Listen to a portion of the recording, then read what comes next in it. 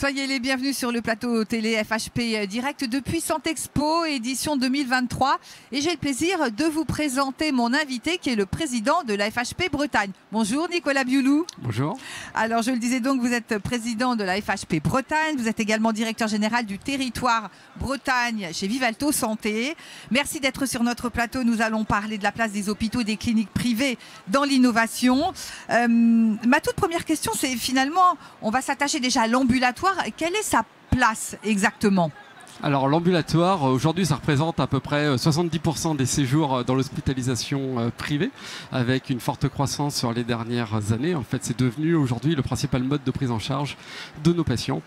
C'est un mode de prise en charge qui évolue, mais qui a encore des belles perspectives devant nous, puisque si on prend aujourd'hui chacun des actes, si on prend les 20 meilleures pratiques aujourd'hui sur les actes ambulatoires, on pourrait monter jusqu'à plus de 90% d'ambulatoires. Donc on voit qu'on est encore sur un chemin encore long pour pouvoir atteindre les standards maximaux sur l'ambulatoire.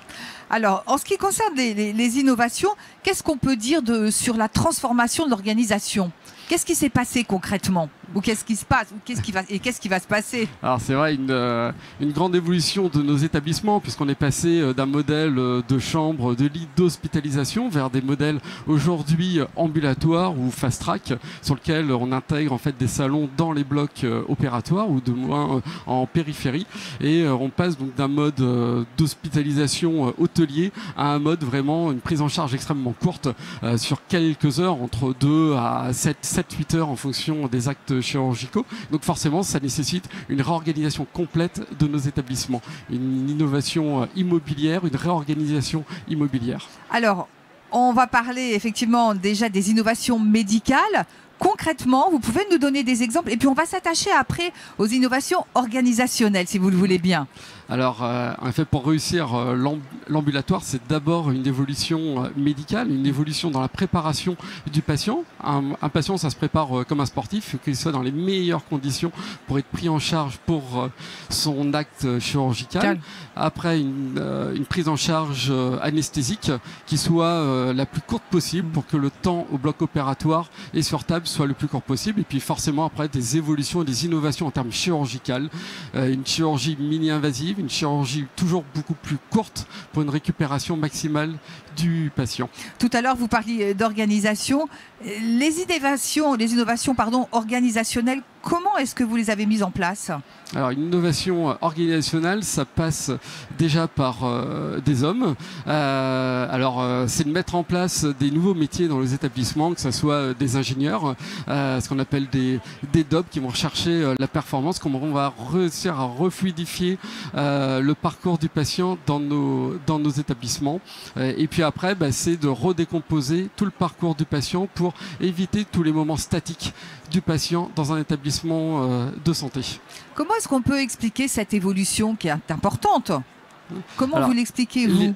L'évolution s'est faite déjà par une politique publique incitative pour développer l'ambulatoire. On avait un moment de barrière au développement de l'ambulatoire. Donc une incitation économique aussi, parce qu'il y a une forte pression sur les établissements à développer l'ambulatoire, mais c'est surtout quand même pour le bien-être du patient sur lequel ça a été mis en œuvre. C'est de réduire les infections nosocomiales, meilleure récupération du patient, des évolutions chirurgicales, l'ensemble qui fait que une politique publique plus une prise de conscience des établissements et des évolutions technologiques qui ont permis de faire ce grand bond en avant sur l'ambulatoire. Est-ce qu'il y avait également des contraintes économiques ? Parce que vous me parlez effectivement de la politique de santé publique. Il y avait également une volonté économique. Alors forcément, une volonté de pouvoir réduire les dépenses de santé, donc ça c'était une politique publique, mais c'était aussi un modèle économique sur un financement à l'acte qui ne prend pas en compte ce qui se passe avant et après le parcours d'un patient. Donc il fallait justement pouvoir réinventer tout un modèle économique autour de ça, parce que plus on réduit la durée de séjour dans l'établissement, plus il faut mieux le prendre en charge en amont et post-chirurgical. Alors je le disais, vous êtes non seulement le directeur général du territoire Bretagne chez Vivalto Santé, mais vous êtes également le président de la FHP Bretagne. Comment ça se passe chez vous ? Alors, chez nous, la Bretagne était un territoire en retard sur l'innovation et notamment sur le développement de l'ambulatoire.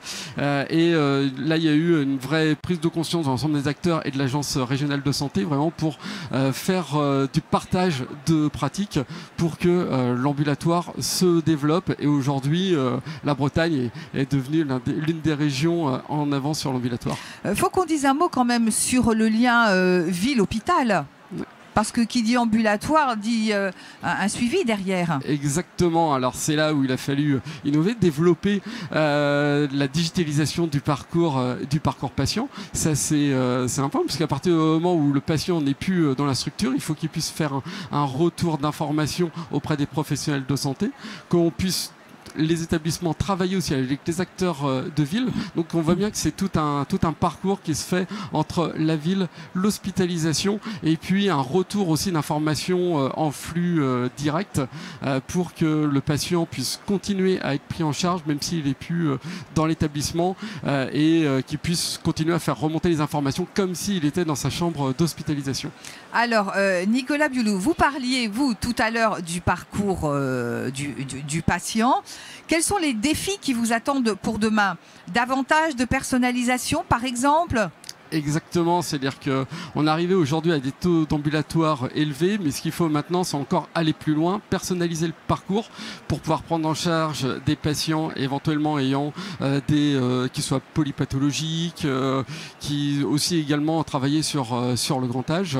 Et donc à ce moment-là, c'est-à-dire qu'on voit bien qu'on ne peut pas prendre en charge de la même façon une personne de 40 ans, une personne de 90 ans, et c'est vraiment toute la personnalisation de ce parcours et c'est vraiment notre grand défi si on veut atteindre ces 90% demain d'ambulatoire. Oui, sans compter qu'il faut parler de sécurité et de qualité.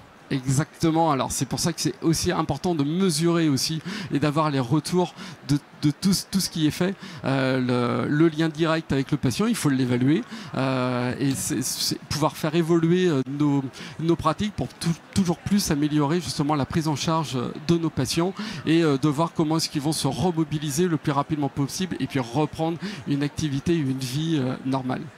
Eh bien écoutez, ce sera le mot de la fin. Merci Nicolas Bioulou d'être venu sur notre plateau. Je rappelle que vous êtes le président de la FHP Bretagne et le directeur général du territoire Bretagne chez Vivalto Santé. Merci d'être venu sur notre plateau. Merci beaucoup. Quant à moi, je vous remercie de nous avoir suivis et puis restez avec nous à venir d'autres entretiens.